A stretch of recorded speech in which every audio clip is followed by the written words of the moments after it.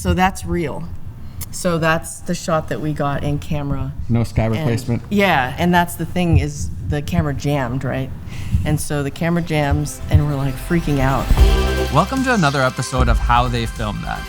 This is Durald Arkapaw, the first female DP to shoot a feature film in 65mm IMAX format for Sinners, an incredible movie. And I love talking to DPs and directors about the real true BTS of what happened on set and how they actually made these filmmaking masterpieces. This is a film where there's the most VFX done ever on like an IMAX picture. Autumn really gave me a masterclass in cinematography. No lights. No lights. I'm not lighting this. I'm just using the sun. We'll break down cameras, lenses, what her favorite scenes were, and how she lit some of the most iconic shots in Sinners.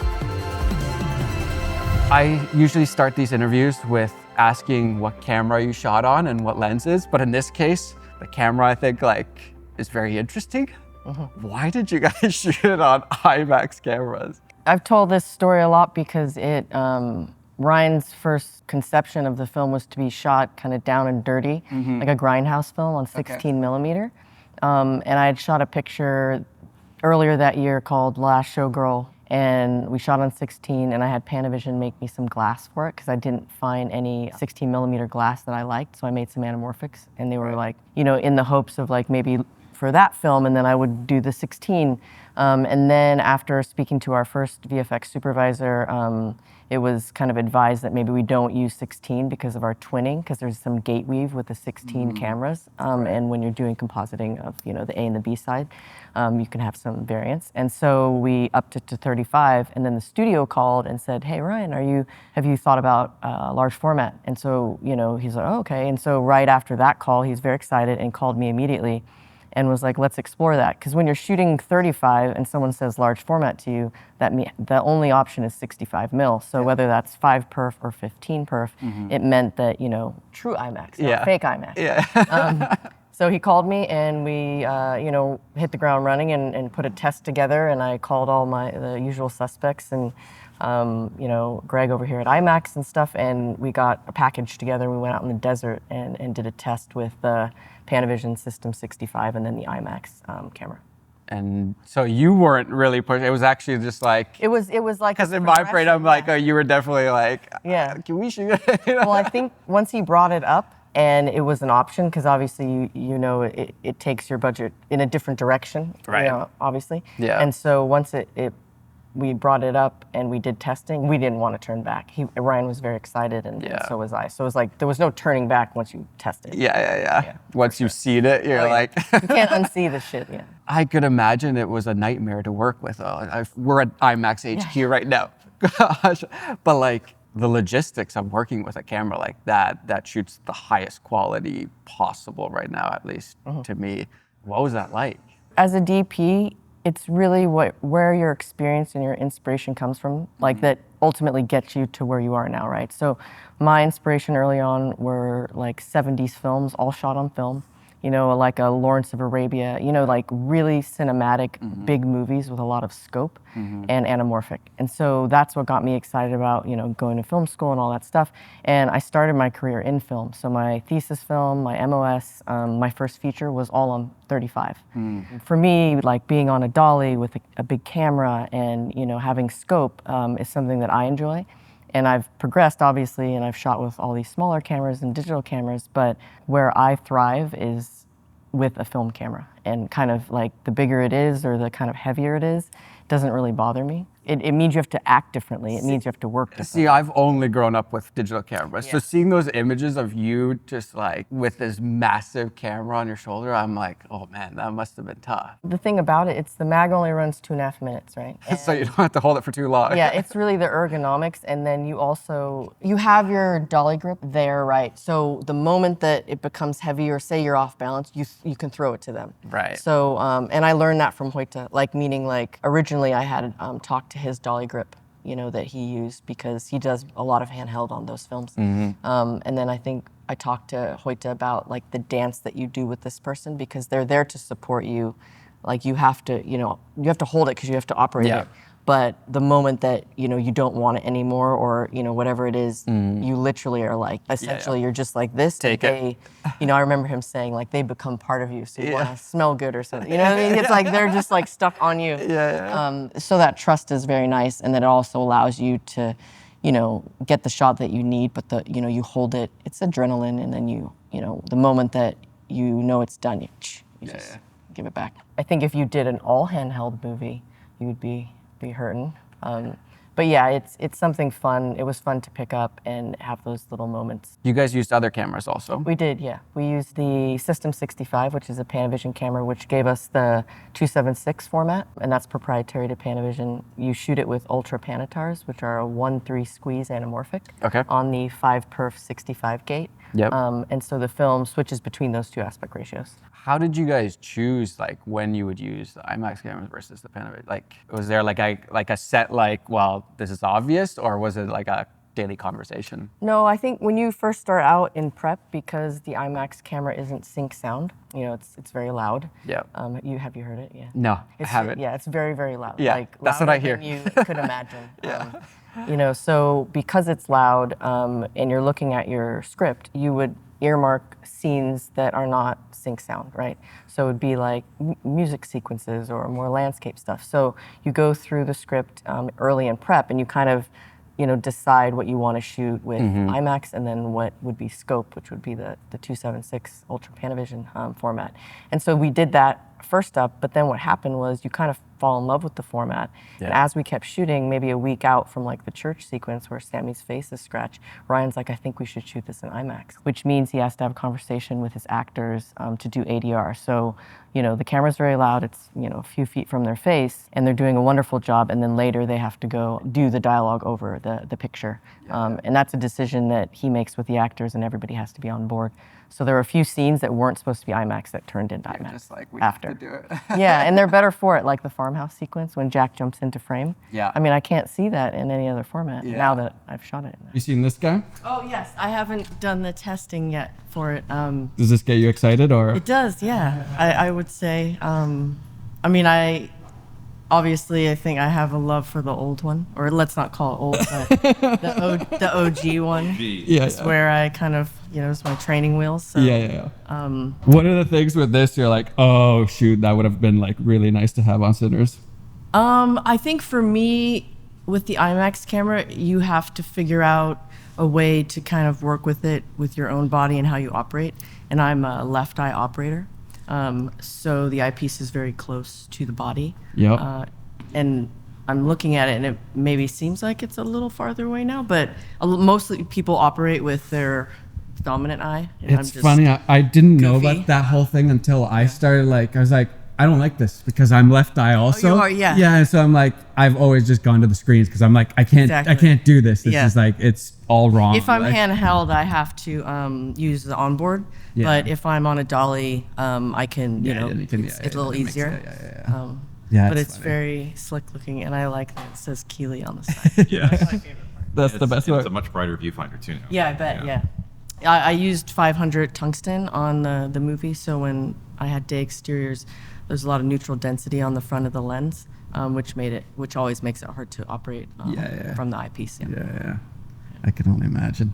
Honestly, for me, one of the best going to theater experiences is watching 70mm IMAX and seeing Sinners in that quality is just insane.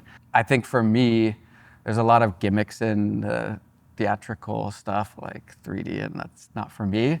But that, whenever I see anything 70mm IMAX, I'm all my friends, I'm you gotta go see this. Yeah. It's a massive difference. But it must be also nice for you as a DP seeing it in that quality. Yeah.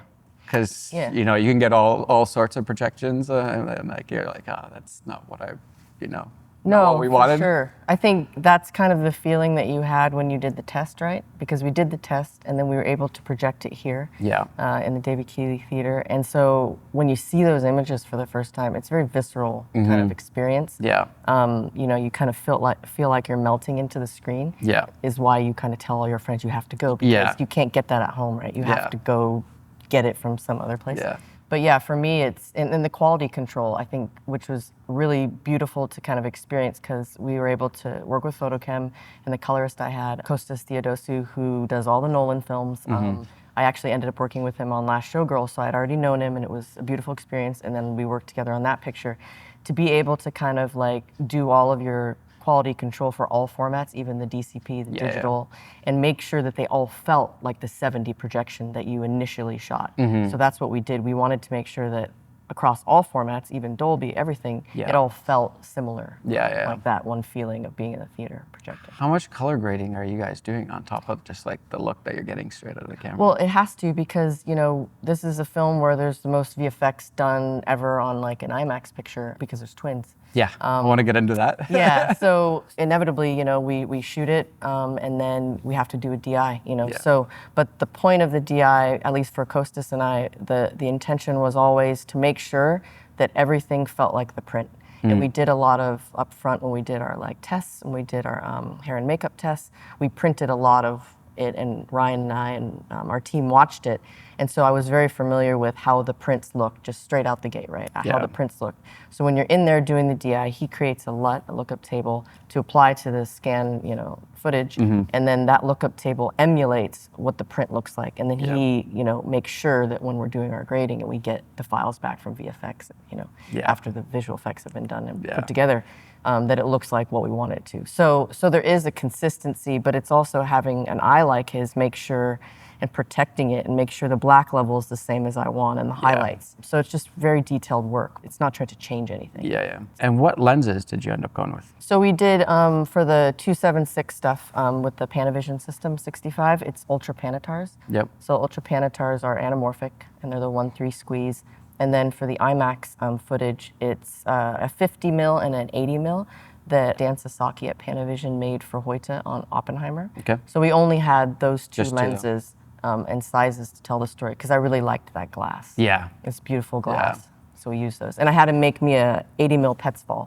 So if you see some of the shots like at the end with I was gonna ask about those. That's a Petsfall lens he made me.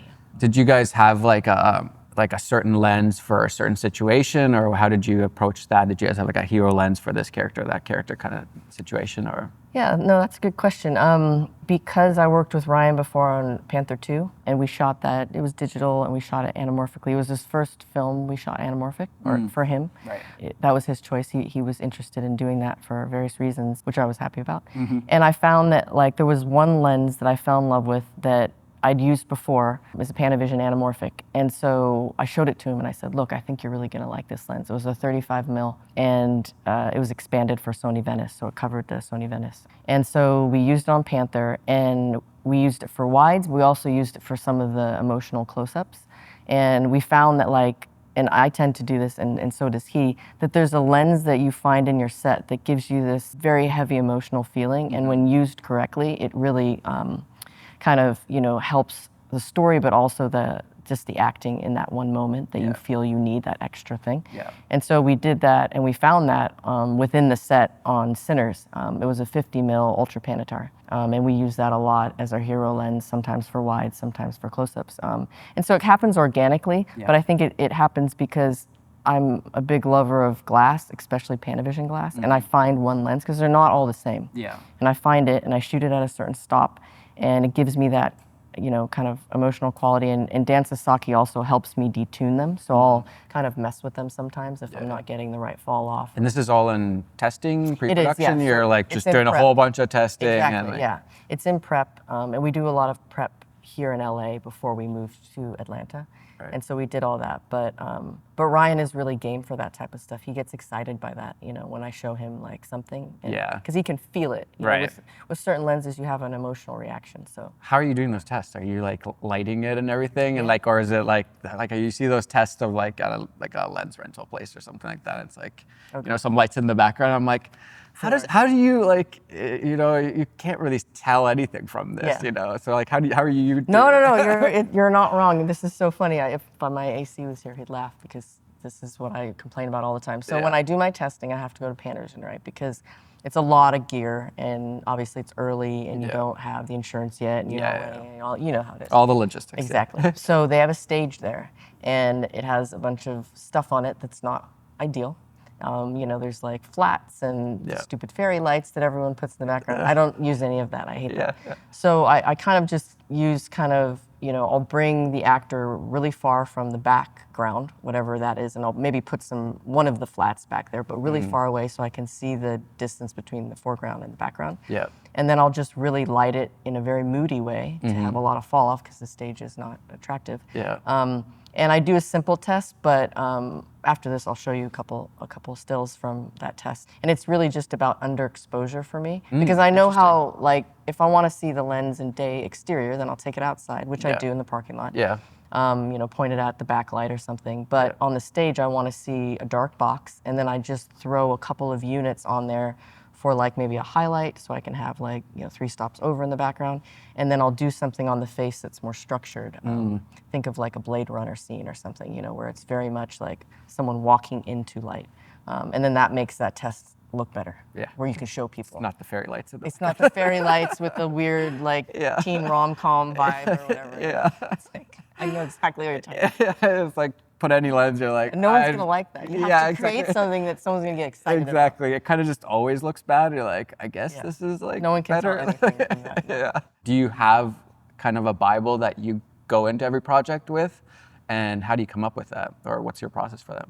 I tend to work with my friends, like people that have become friends, and I am very interested to know what the film's about. Like, what are they trying to express here, right? Yeah. And so the 2 films that I did last year, I'll have an initial call. I think with Gia, it's easier because her and I are best friends. So we talk all the time, and I just know what she likes. So that relationship is, you know, we have a lot of similar tastes. And with Ryan, similar thing where it's like, you know, we know each other very well now, but he gives me an initial phone call where it's really him explaining what the project is about, what it means to him, the background, kind of what he's emotionally trying to express.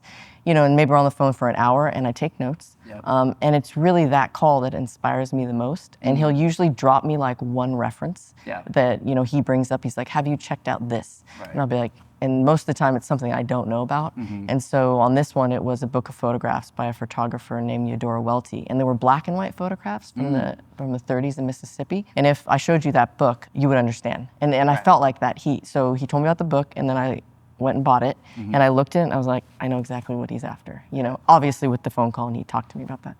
But he also gives me a lot of, you know, different references, film stuff. But I find that because I need to be emotionally invested and I have to be inspired, it's usually like talking to him, because he is that person, right? Because it's someone you have to be with every single day. You have to fight for, you have to fight with, meaning like fight for the image, fight for the movie. And it's important. And so I find that working the Bible would be just picking the right people that are gonna protect you, support you, and inspire you. Do you have anything from the Bible for sinners that you could like right now still remember that like? Yeah. I think for me early on, it was, I did some, you know, just tests, right? I did some tests with it because I had done the 16 mil film. So I reintroduced myself to film and working with photochem. And then after I did these tests, I tend to want to push things to the limits, meaning like, how dark can I go? Like, what is it gonna give me back? Like, you know? So for me, it's really just like trusting my instinct and then seeing what I get out of that. So for this Bible, it was like, you know, it's a gangster film, it's a vampire movie, it's, you know, it's a piece of historical history about the African-American experience in the South. So there were all these things that I felt had a moodiness to them, had a depth, had a darkness. And so I was able to like impose that without like getting in the way of the story. So for me, it was really just like playing with underexposure, especially with dark skin tones. In practice, do you have a bunch of stills or something that you're looking at? You're storyboarding things, I assume? How you know, nitty gritty are you going in and like the practical of like what you have in terms of the Bible? Yeah, I think because you do your own work right at the start. I think before I'm able to like sit down in an office with Ryan, you know, like let's call it like a week before I go to New Orleans, I'm by myself and I'm like trying to inspire myself. So then I'm looking at, references that maybe of some things I want to show him, So I have a little bit of that, like in a folder. And I think actually on Shot Deck I did it. So I created a deck on Shot Deck. And not that I ever like looked back at it, because I think it's very period. So I was like searching what other films exist that I think are similar to this, right? And there weren't that many, but there were some. And so I did that on my own. And then once I meet Ryan, he likes to board everything. So we storyboard the whole movie. Not like all at once, like, in sessions. And then we have previs that we do for bigger sequences. And then he gave me another reference that I think blew my mind, because Hannah Beekler, our production designer, who I'm good friends with, she found some FSA photos, Farm Security Administration photos from the 30s. And they were shot on a Kodachrome slide film, which is a stock they don't make anymore. And they're beautiful. But those became a reference for like color and exposure. So then I had those in my little book. And then you work with your team, and then it becomes logistics. I think, a lot of inspiration comes when you're on a built set and you're in the, kind of tech scout maybe. Yeah. Let's talk about the twin situation. I think like that's a like technical thing to solve. Cluster. And I feel like you just chose like, let's do it the hardest way possible. It's kind of how it feels. How did you approach that whole thing? Because you guys definitely didn't play it safe. Like the first shot, I think, with the twins is like, it's like a pretty big move. No, it was funny because I watched a Q&A that Ryan did recently with Christopher Nolan. And Christopher Nolan asked him, he's like, so when you're writing it and then you're writing twins, you realize when you're writing it, you're like not making it easier on yourself, It wasn't easy, but that's how it is with Ryan whenever I work with him. I remember like reading the Panther script, and it's like an orca's gonna jump over a freeway, and I'm like, what the fuck? Like, how are we gonna shoot that? But then I remember we were on set and we were shooting, and I'm like, all right. And I like that scene. Yeah, there it is. So you figure it out. But the first person I called was, I'm really good friends with Jody Lee Lipes, who's DP. He shot I Know This Much to Be True, which is a Derek Cianfrance, Mark Ruffalo series where Mark Ruffalo plays two brothers. And then he also shot Dead Ringers with Rachel Weisz, Sean Durkin series. He was my first call, and I called him, and it was just like, what do I need to know? I remember I was in Las Vegas, and I, on the phone for an hour, I took a bunch of notes. And so he was very helpful in like, just presenting like what mistakes can happen, what you need to know up front. So there was that, like, and then, sharing that information with Ryan, and Ryan also knows Sean Durkin, the director for Dead Ringers. So he called him, and then really diving into it with your VFX supervisor, because that's your, right hand on set for all that stuff. And I'd worked with him on Panther. He was our supervisor on second unit. So we already have a shorthand, and we're good friends. And it's a lot of meetings. It's a lot of discussions. It's going exactly through the script and figuring out, like, for instance, like you mentioned, that first shot when you introduced the brothers, Ryan had envisioned it just potentially being a split screen, right? You just see both of them. And simple, easy. Simple.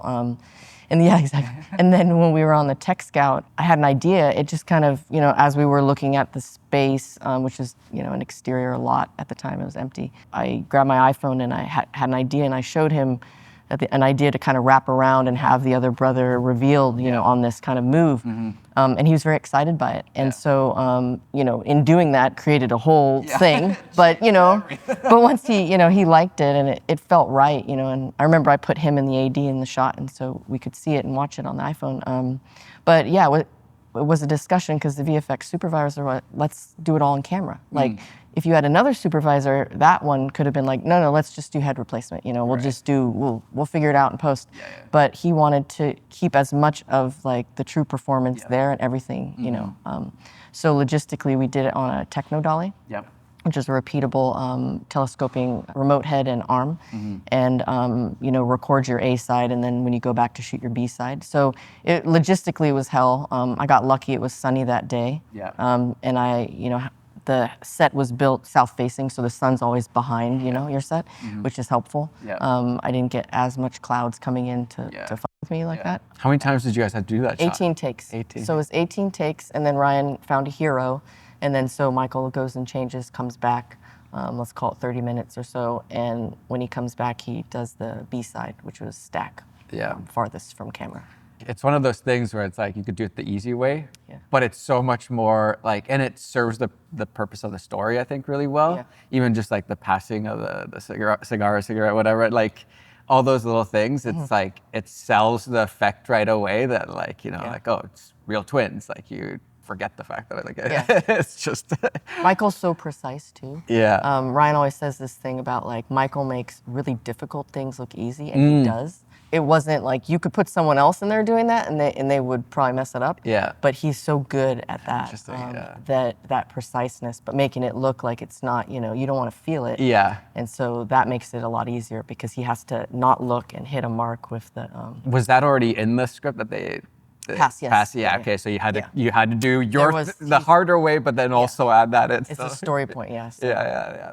That's awesome. Why don't we choose a few of your favorite scenes or a few scenes that like kind of stick out for you, and you break them down a little bit for us, like why you enjoyed them. I've always talked about this church scene, right? So this was the scene that I had mentioned that was slotted to be 5-perf ultra panavision, the anamorphic scope, because there's a lot of dialogue, right? And so I think it wasn't even a week before, I mean, it was a few days, 4 days or so. I remember Ryan calling me and being like, I think we should, change it to IMAX. Just saying that, you want to make sure that like that kind of instinct and like what he's feeling, you can support that, right? Yeah. But you also have to remember, like, these are, like, the whole camera package is huge, right? So we've got the Panavision camera package, we've got IMAX, we've got multiple cameras on both.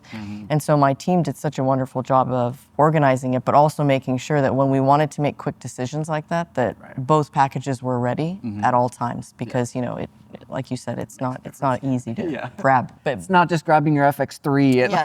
but if your team is really good, they It make feels like it. exactly right. So you got to surround yourself with the best team. So we changed it. So the camera's on a 50-foot movie bird telescoping crane for a lot of the church stuff, right? So this is kind of an entrance shot, and Ryan wanted it. I remember because I had the crane set up a little farther away from the front door, and then he was like, you know what? Let's track him in. Let's take the shot that we want to show him coming in, wide shot that we had slotted in our boards and stuff, and then let's seam it with him going into the church. So then I had to back the base up, and make sure on set, kind of brushed away, made sure that it looked aesthetically good, and then find a nice frame so that we could, pull back and then push into him opening those doors. And so that was just a beautiful shot. I love this shot. I want to frame that one day. And then I like just the way that it was edited is so beautifully done, because I feel like there's a pace to it and a emotional quality to when the doors open and then you find them there. And on the day it was we shot it in one day. The choir was there, Sammy was playing his guitar, Miles was playing his guitar. It was very emotional, and I felt like I was like back in time. Like you kind of felt like you weren't shooting a movie. You felt like you were actually there, because everything looked so realistic. And I wanted to make sure the lighting looked great and felt real and stuff. So that scene for me, I think, is beautiful, and architecturally, I just love the set Hannah built. And then also Saul, who is Miles's father, who plays the priest, did such a beautiful job. Very emotional person, and he does a lot of speaking, and he's an artist and a poet. So to watch him walk through the space and do his work, like, it was really inspiring. As a filmmaker, when you're there, like, I was feeling it all and capturing it all. Kind of, I don't know if you knew that's how they would be, but like, are you as a DP like, I need to give them as much space to do their thing, and so like lighting wise and all that stuff, how much are you thinking about that?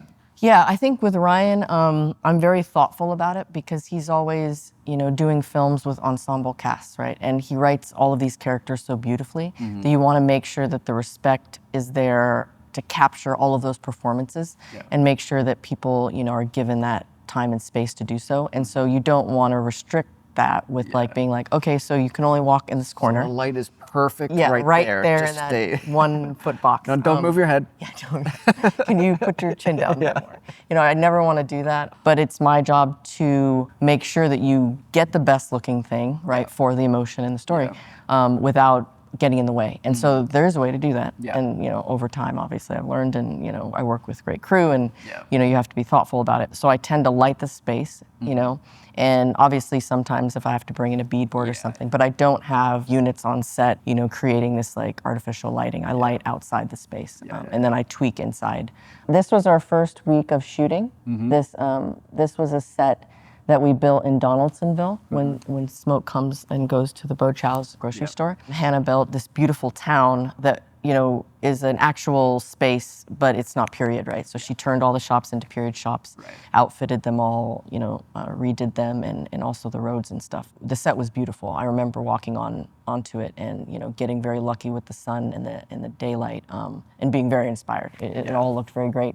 And my guys pre-rigged everything. So the thing about shooting for me, when you shoot day exterior, like something like this, I want to make sure that everything is exposed outside the window. I hate overexposed windows. I hate overexposed anything. It's fine if you want to, after the fact, brighten something, but I make sure that my exposures are always like, I'd rather underexpose the foreground, have the background be well exposed, and then bring up the foreground later. Is than that to just have the outside that's just glow. a personal preference just that a when you personal- look at a yes. frame, you're like, Yes, I don't like that. I would rather have Yeah, no, I think it's, and it's also a digital thing where like you have a little bit more flexibility when you're shooting film in your highlights, because the roll off is much nicer. But even on digital, I do that. Like I make sure that, it's a choice that I make, but you also have to follow that up with the way in which you light things, because if you want to expose a very hot, say 5 stops over on the outside, you got to make sure that your inside has enough light. Yeah. And that requires like pre-rigging and all this other shit. So so they did a beautiful job of rigging this set. So I had a bunch of units in the ceiling. What we did was we did this one tracking shot, which is a Steadicam shot that was really important to Ryan to be one shot, that takes her across the street and then brings the mother back into the other shop. And that took a lot of logistical kind of working, because the System 65, because this is an anamorphic, that camera's too heavy to put on a Steadicam. But there's a high-speed version of it that's lighter that can go on a Steadicam. However, it's not sync sound, it's very loud. But there was dialogue in this scene. So my key grip and I built a kind of a rickshaw rig that we could put a remote head on. And we did some testing on the stage, and we taped out like the shop and the measurements. And we tried to do it that way in order to, record sound. But it was, when you go into the shop with the rickshaw rig, we couldn't turn it around because the doorway was really tiny. So that didn't work. So then we ended up, and I'm telling Ryan all this, and making sure that he understands, like, because it was important for him that it was all one shot.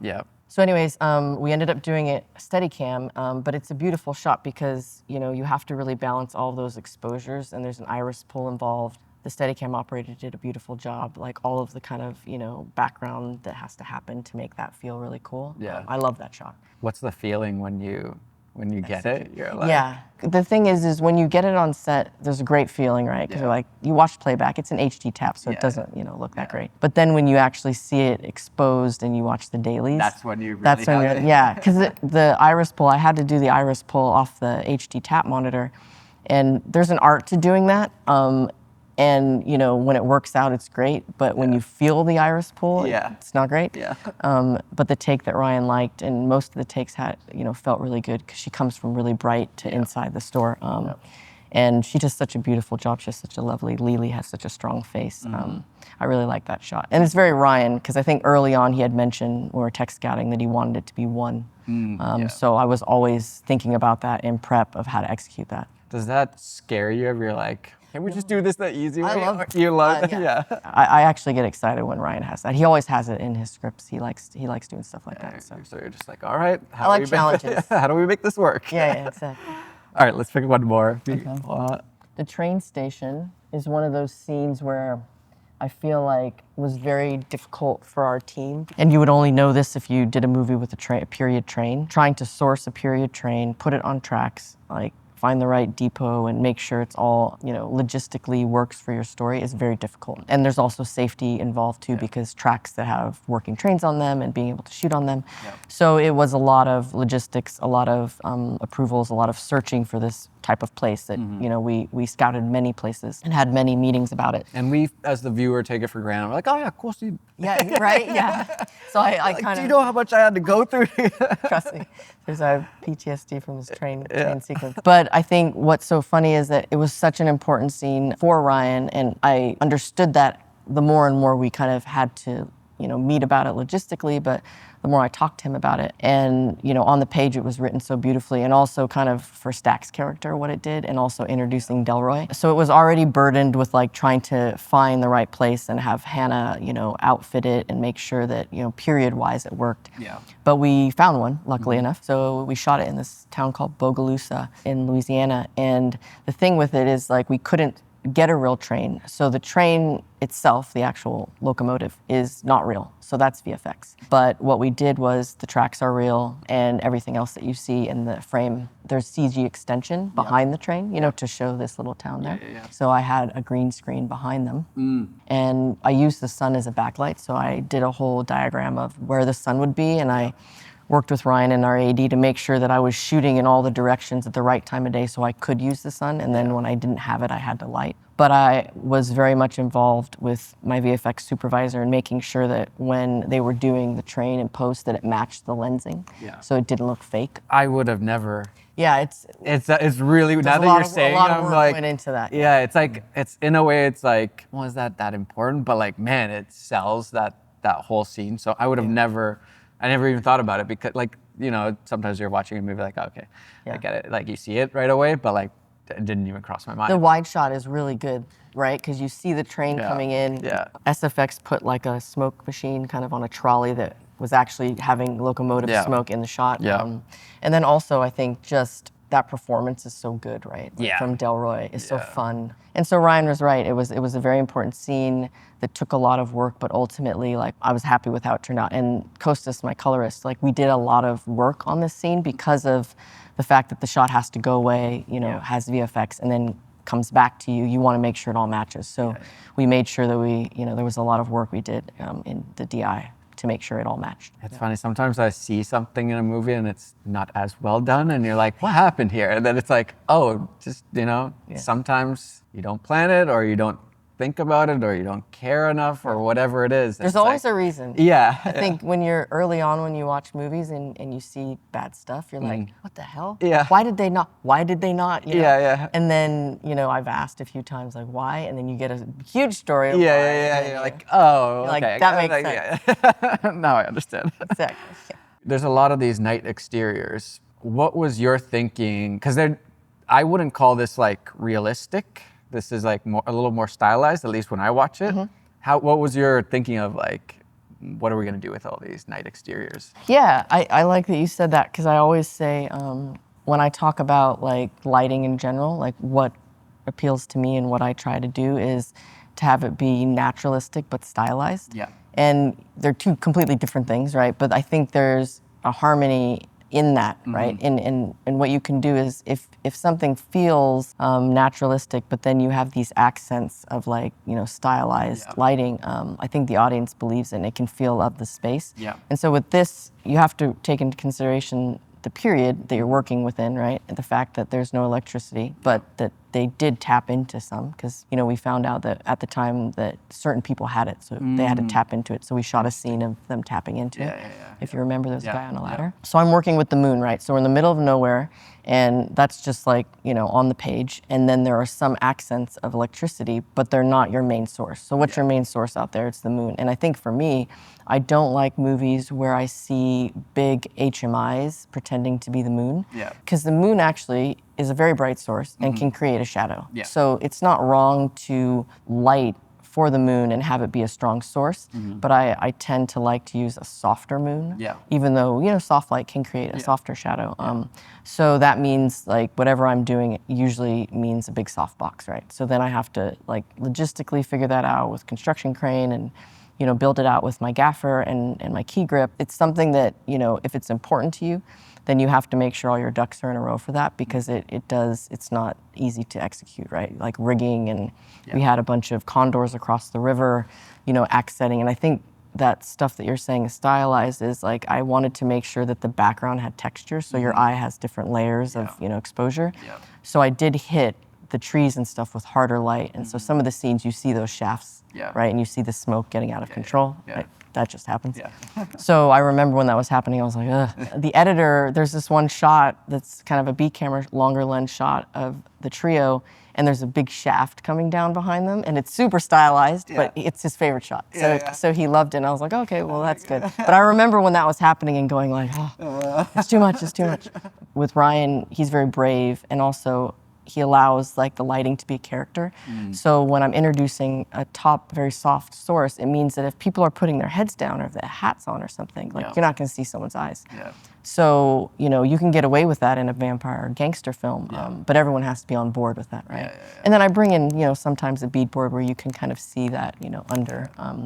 But I try to be thoughtful about it, and I don't want to feel the light so much. I want it to feel like it's the middle of nowhere and the moon is lighting them. And then I have like, you know, probably 30 vortexes scattered around and some other units that I had to, you know, light all this like black abyss. The way that the night exteriors are lit, is that, again, a personal preference that you're like, this is how I would always want to do it in a way? So I feel like I tend to like a softer top moon source. And then doing accent lighting around that, whether it's like practicals that you build into the set or whether you have to have stuff on condors lighting the trees in the background. It's really just making sure that like that there's layers, right? And so, but yeah, I would say that I've progressed into a zone where I find that like I tend to do the same, you know, it's like it's where I like to sit with my night exterior, whether it's a period piece or what. Obviously, if this was in a city, I would be getting more kicks from different sources because there'd be more stuff around. Modify a little bit. How are you then, if you obviously, everybody has personal preferences, and then you're working with a director, how do you like, is that, you know, is that pre-production, like before you even get hired, you're like, you know, if you don't like my style, don't hire me kind of thing? Or is it like, is there a little bit of like, oh, but this is the way I like doing it, you know? No, I think it's tricky because like Ryan is someone who I found that's like family now, right? I found the right person to work with, right?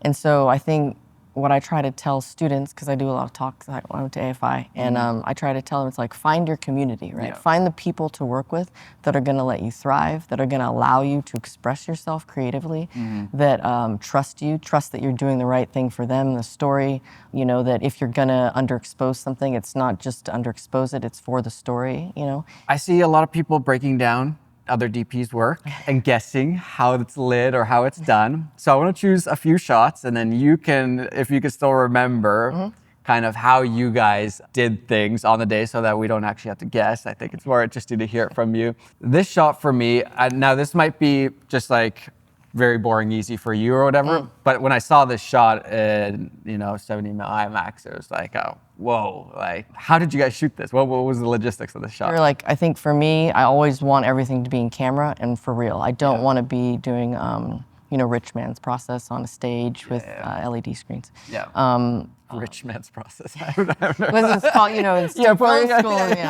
But obviously, like, the option on a bigger film with budget would be to do like volume and car stuff, which I've done, and you know sometimes you have to do it. You know, someone's on a motorcycle, whatever. But in this situation, I wanted, and it has to again be a conversation and make sure that Ryan, and then also like budget-wise, and then also logistically, like it takes a lot. Like you know, you have Michael out there in a 3-piece wool suit, and it's like 110 degrees. You know, it's not easy on the actors, but I think everything is better for it because it feels real and they're in a real space. So we had a biscuit rig, which I think this shot was on. Sometimes we did a free drive, which we just What is a biscuit rig? A biscuit rig sits lower to the ground than a process trailer, which is helpful, right? Because you never want the car, you know, to be too high. So it sits lower than a process trailer, and then also it has it's self-driving. So there is a person driving it in the back corner in a little like kind of like pod, and so they drive the car while the actors are there pretending. So essentially it allows you to do like car rigs, but it's a platform that also has a little bit of space that you can put lights on as well. So I had 2 vortexes in the front of the car, just with the ability to make sure that like for eye lights and stuff, like I would turn them on and off, make sure that they're not in the reflection, to make sure that kind of getting the face a little bit more exposure to balance for the background sky. But then mostly I'm just kind of, like I said before, I'm making sure that my sky is exposed.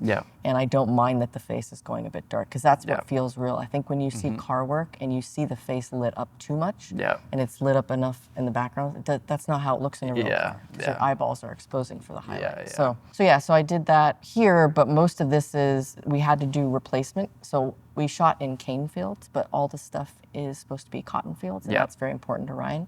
So there is, these are all real fields, but in post, they have to put cotton in. And I made sure, I said to VFX supervisor, like, if the sky is good, keep the sky. Don't replace the sky. So as much as we could, we kept the skies naturally in the shot, you know, where we could. That leads me to the next one. This scene, are you guys waiting for the perfect night that's like, lights, beautiful, perfect sunset, or is this CGI, or what's the process here? That's what I was just talking to Greg about this one. The thing with this scene, I think it's such a pivotal scene in the script because of, vampire lore, right? It's like the sun sets within this let's call it 10-minute window, which is even less than that. After it goes down from the horizon, the vampire is going to come eat you and you're going to die. Yeah. And so it was really important, and it's written that way where he shows up at this house, like the sun is still up, he's burning, right?